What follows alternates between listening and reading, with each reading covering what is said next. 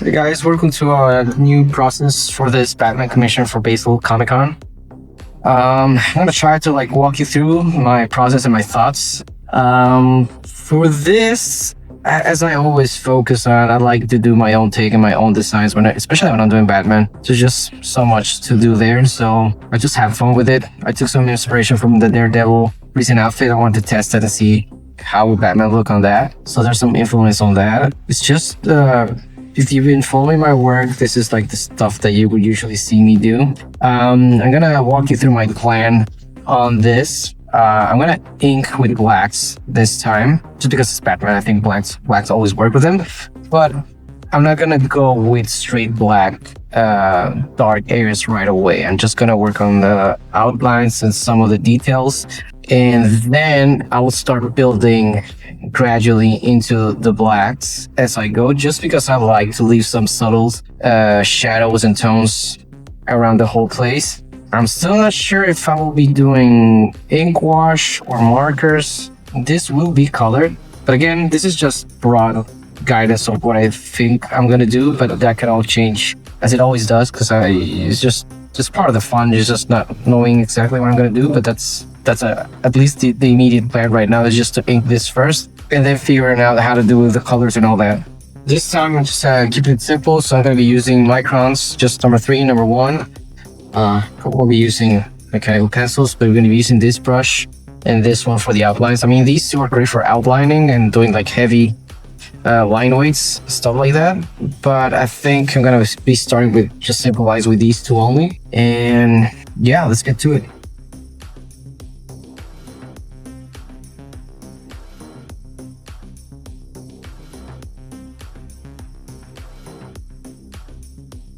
And whenever I start inking, I like to start with just somewhat thin lines, not too thin, but thin enough to get the shape around. And I'll start gradually going for thicker lines here and there.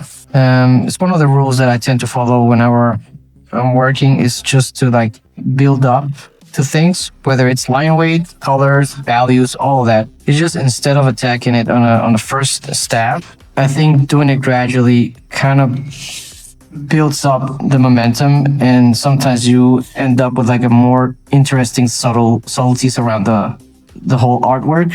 For example, this area right here, which is supposed to be casting some type of shadow, I will probably just go again and just try to add certain thickness, especially in this area where the cheek, the nose and the bridge of the nose and the cheeks connect. There's some empty space, so you'll have that subtly slightly thicker than the rest of the line.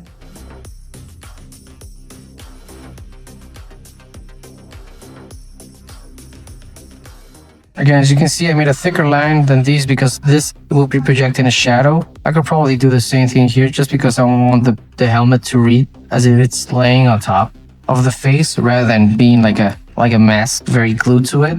So to hint at some weight and dimension, you add those line weights to give these shapes more mass and depth.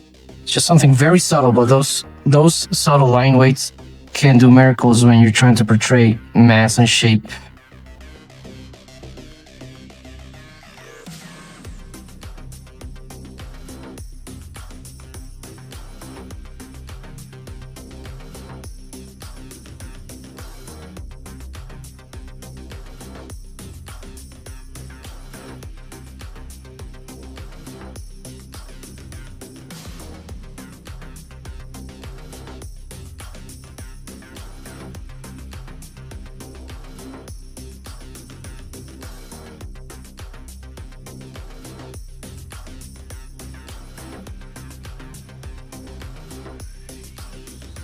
Again, same thing with this shoulder plate. It's I want it to feel like it's resting on top of the arm.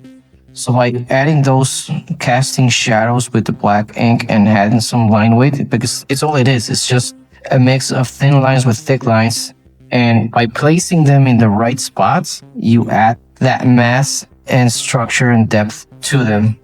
I mean, the way to think about it is if you have an object, wherever the weight of that object, the gravity of that object is resting, that's where you want to put those thick lines. Or whenever that object is projecting a shadow, that's where the thick lines come in.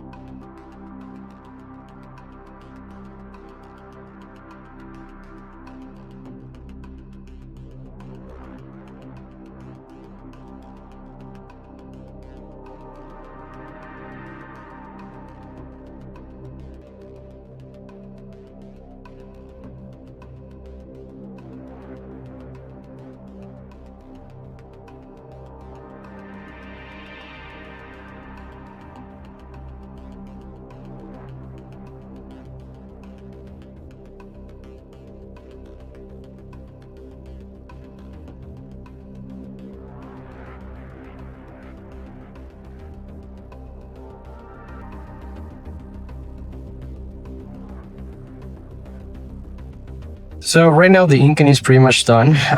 I tend to keep my inking fairly simple. As you can see, it's like very open lines, some subtle line weight here and there just to like hint shape and mass. The reason I like to keep my inking simple is because I want to do the heavy lifting and all the shape building and mass in the color stages and by adding values.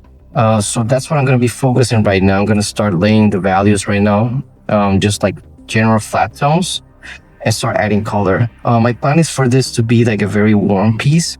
So in order to make my colors more appealing or more fun, I try to mix, if I'm aiming for a color like warm tones as the dominant color in my piece, I want to contrast it with like color of like blue hues in the shadows.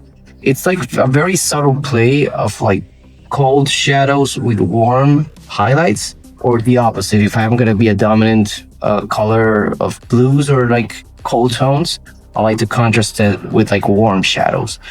It's a personal preference that I tend to be using as a rule through my career. I don't always apply it, but whenever I want to do something very dramatic or cinematic, that seems to work the best for me. Just because I think it makes the whole image more interesting to look at, or more appealing. I see some younger artists or artists without so much experience just like do gradients. No, if the outfit is blue, the shadow will be darker blue. If the mask is red, the shadow will be dark red. And while that's technically fine, I think in the end it just makes a very monotone image, and it's just not as striking as to play around with colors. So right now, if I'm gonna do this with the warm tones, I'm gonna be laying down my shadows with something slightly bluish. You can see like this. Now I know this looks very purple right now, but I'm gonna be going over it with different tones as I start to build. So this is just like a blocking of my main shadow. And as I progress, everything is gonna come together and make sense.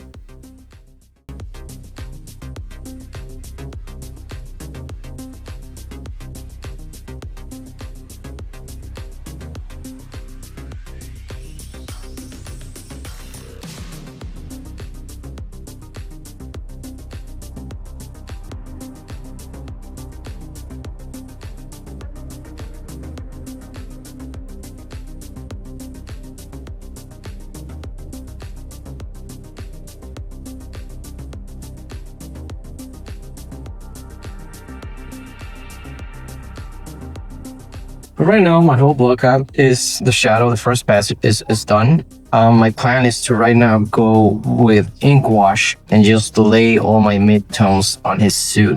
What does this mean? Is he has like a dark suit, so I'm just gonna try to like lay a base tone that it will be my middle ground to play with. So I can go darker and I can go brighter. I can darken my shadows on top of that tone, and I'm gonna be able to do highlights with their color pencils or acrylics on top of it. If this was digital, that would be called flatting. So I'm gonna just add my flats. But instead of adding flats with colors right now, I'm just gonna be adding them with gray. I mean, conveniently, his suit is gray.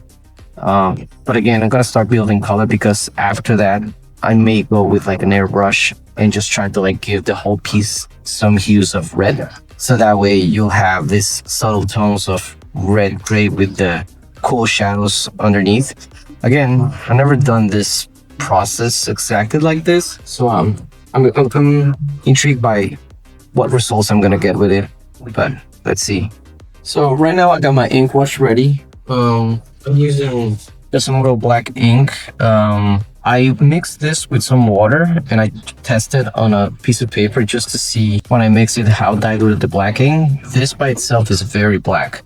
So depending on the value that you want to go with, it's the amount of water that you have to mix it with.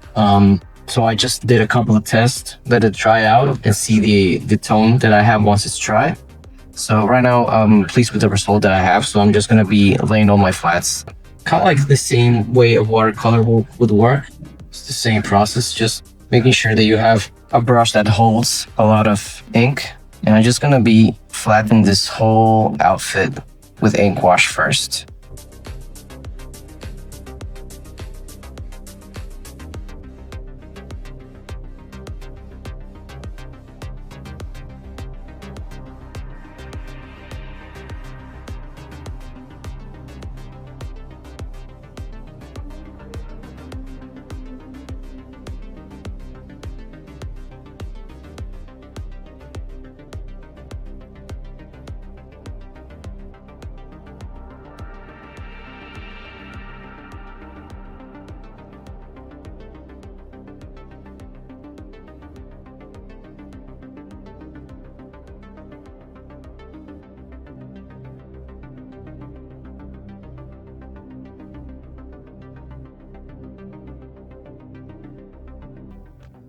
So right now I'm just gonna let the whole piece dry. It's gonna probably take a couple of minutes. And then once it's dry, I'm just gonna lay it overnight between two books. So I get rid of most of the bending and wrinkling that happens when a lot of water gets soaked in.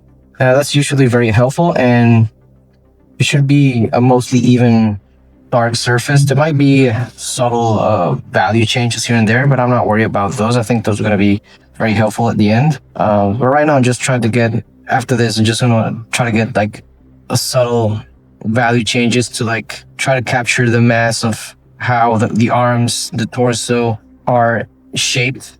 And just by adding shadows, I'm going to try to like render those shapes in.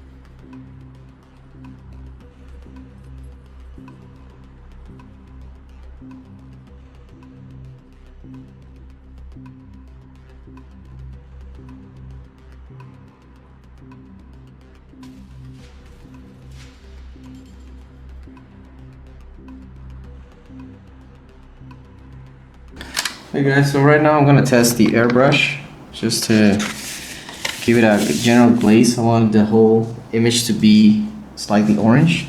For this I'm gonna be using the Iwata Eclipse. Alright, this is pretty good.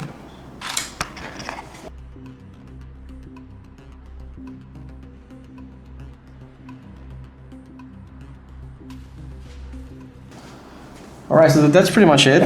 The intent here is to give the whole piece like a setting, a certain tone. If this was a movie, this will be like the filter that the movie has. So this is like my filter. Everything is very warm now. Right now what I'm going to be doing is going with Prismacolors on top and maybe some additional markers just to like redefine my shapes and add more value, more lights, more shadows. But right now the setting is there. This is one of my favorite parts of the process because it's all coming together. And what I like about giving that orange glaze is that it integrates the whole piece as a cohesive single image. So that's why I love using the airbrush, even though it's a pain in the ass to like get it going for the maintenance. You can get results very quickly because you can do the same that I just did with brush, just by glazing brush on top. But I like the even surface that you get. It's almost look like digital. Sometimes people ask me if this is digital, but this is the trick to like have those smooth transitions. The idea is not to overdo it. If you do too much, you will have all these blotchy colors in some areas. Sometimes the ink could like oversaturate, but this is very good right now for what I need. So I'm gonna be doing another pass, but this time I'm gonna add a little bit dark to the sky just to give a slight gradient color change.